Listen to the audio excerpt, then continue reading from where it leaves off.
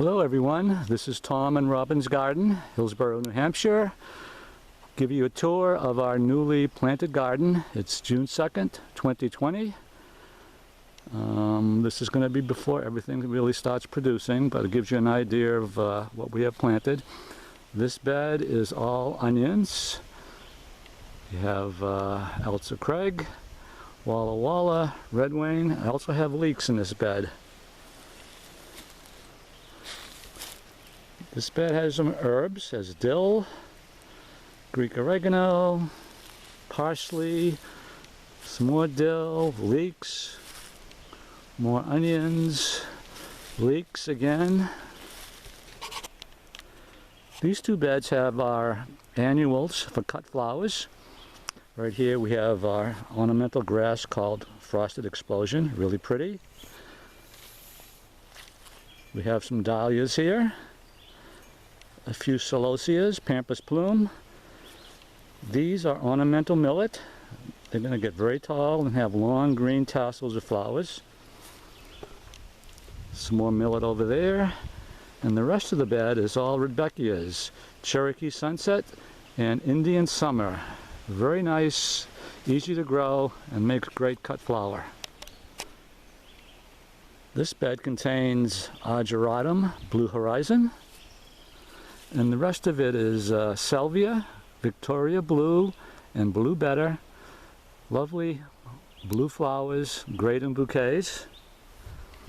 This entire bed here is mostly all zinnias, Benary Giants. Very tall, beautiful double cut flowers, and one of the easiest and best cut flowers to grow.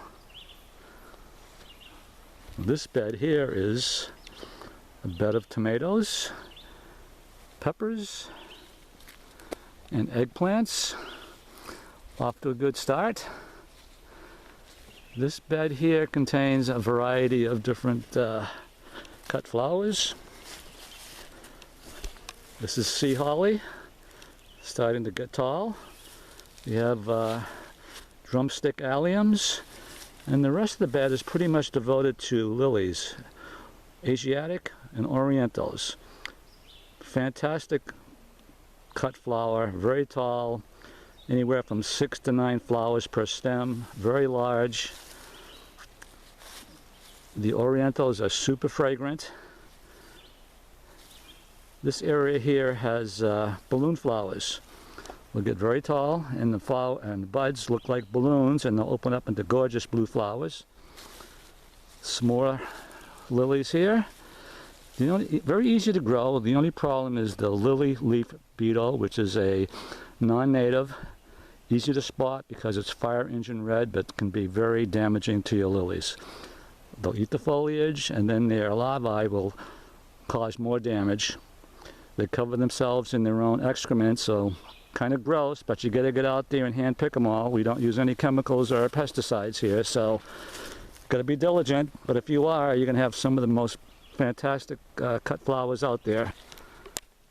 We got some native daisies here, very pretty. And this is an entire bed of tomatoes. These were started, I'd say 12 weeks before planting out, so they're huge when we put them out. And this is going to guarantee us some of the first tomatoes anywhere in the area. We have cherries, slicers, including heirlooms, and some quality hybrids.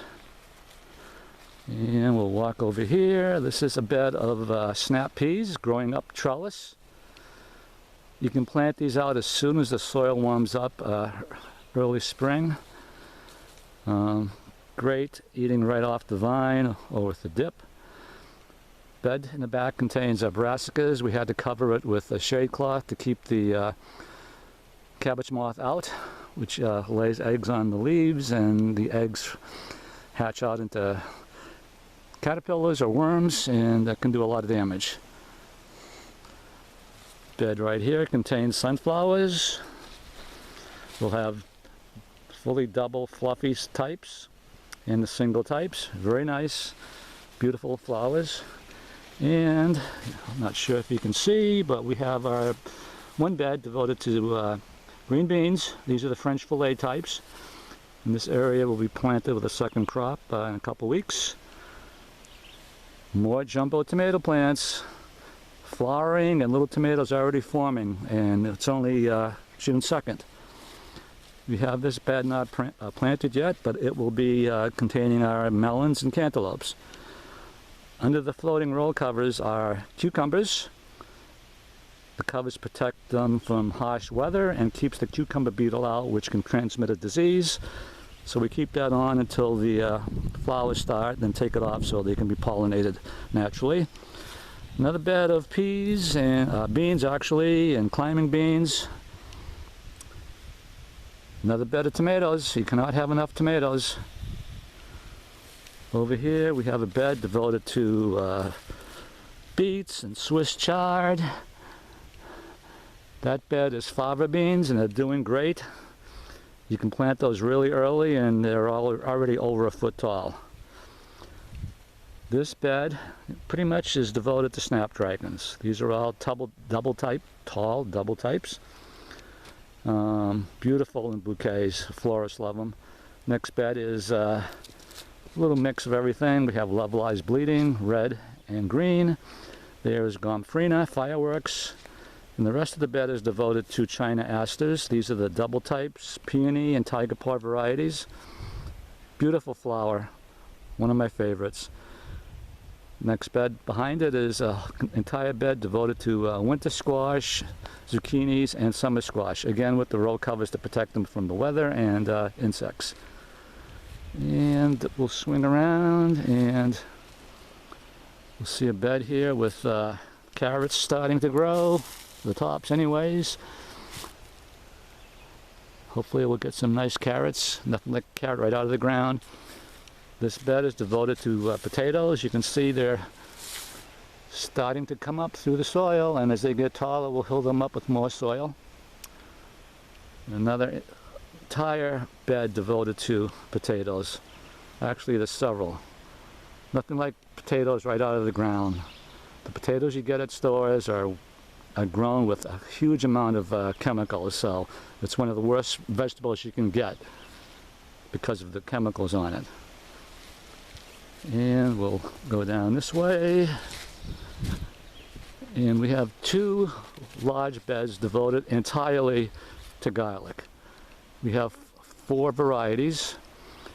They're planted in October, covered with straw, and as soon as it warms up in the spring they poke up through the straw, and we'll have wonderful garlic available. 4 varieties. You'll never find these in the store.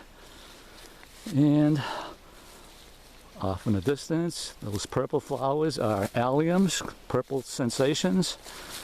Beautiful, slightly fragrant, and the florists love them. Get an overview of the garden. Oh yes, over there, the white covering is a bed to lettuces, leaf lettuce. You can cut the outer leaves and leave the entire plant and you'll get more leaves later. We'll swing slowly around and we'll look at our orchard. We have Asian pears, European pears, several different types of apples, and a couple of plum trees. We did have peaches and nectarines and they did great for a while. Good production, and then they all eventually died. We think it was some type of disease because they are very hardy varieties and they just died on us. But the apples and pears are growing. You see apples and pears forming. This is a Bosc pear, and it's just filled with fruit. The entire tree is just loaded. Every branch, every side branch, up on top, I think we're going to be overwhelmed with pears, Bosc pears. This is the Bartlett pear. Had a great crop last year. This year I think it's resting because there's not that many pears on it. That's okay. Then we have 2 Asian pears. These may be the easiest fruit tree to grow. Nothing bothers them, diseases, insects, they produce every year. And you can see the pears forming. The entire tree covered with it. Swing around. These are round pears. They're not the ones like you see at the stores, at the Bartlett's and the Boss. They look like apples. They have a nice crisp texture, sort of a ginger flavor. Really good. And if you want to grow a fruit tree that's not difficult to grow, that isn't bothered by anything, then Asian pears is the way to go. So that's just part of the garden we have here. We have outside the fence area some perennial beds. Different types of plantings, sedums and dianthus, daffodils, Asclepias, alpine strawberries, Persian catmints. You can see a lilac tree there. Different plantings. We have peonies, which are starting to open up a little bit. So this is Tom and Robin's garden, June 2nd. Everything is newly planted, looking good. We did our part. Now it's up to the weather and insects and diseases. Usually we do pretty good. We have good success, but there's always failures, no matter how experienced you are or what you do. There's always something that comes up that surprises you. There's another perennial border. Irises are opening up. There's sedums in there, echinacea, coneflower. You can see another bed there. Geraniums. There'll be Nadia, phlox, a little bit of everything. Nice day, early June. So hopefully we'll have lots of cut flowers available later in the season. Maybe some produce. And this will give you a good idea of what we do, the two of us. It takes time, it takes an effort, but if you want to be successful, you got to do it. Hope we'll see you soon, and everybody have a great gardening season.